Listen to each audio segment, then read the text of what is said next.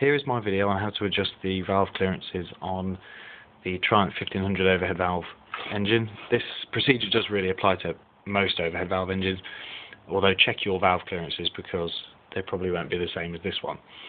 So what I've done so far is taken the rocker cover off, taken the spark plugs out. On this particular car I've had to take loose the alternator to get number 1 spark plug out. But what you want to do is get cylinder 1 to top dead centre on the compression stroke.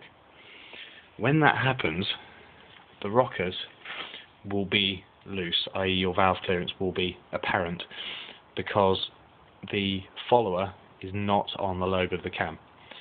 There are other ways of doing this. Some people suggest doing them in some sort of strange order. When the valves are rocking on one, do the others. But I find this easier because as long as the follower isn't on the lobe of the cam, you can adjust the valve clearance. So the procedure is very simple. All you've got to do is slacken this lock nut slightly, and then you adjust the valve clearance with a screwdriver in the top there. So what you want to do is get your feeler gauges. Unfortunately, my valve clearance is 0.25 of a millimetre, and I haven't got one feeler gauge that does that, so I'm having to press 2 together, a 0.1 and a 0.15. But what you want to do is feel this gap between the rocker arm and the top of the valve. Let's have a look. Just in there, that gap. Now this gap, what you're looking for is a firm sliding fit.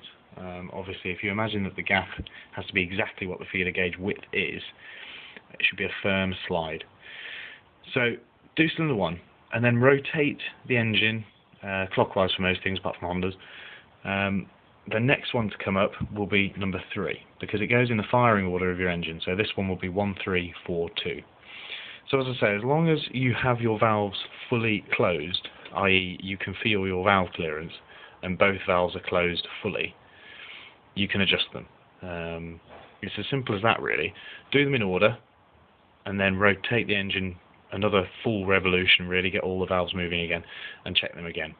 But it's as simple as that really. Overhead valve engines are brilliantly simple really.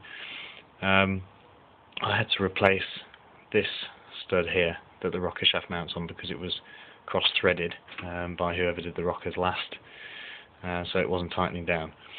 But it's as simple as that really. Don't be tempted to over-tighten them. The problem with leaving them too loose is of course that rattle and obviously a potential lack of efficiency, but to tighten them up too much is worse because you can burn the valves because they don't shut fully quickly enough. But it's that simple really. So I'm going to adjust the valves on this one, check the compression, and we should be running fine and dandy. But that's how you do the valve clearances.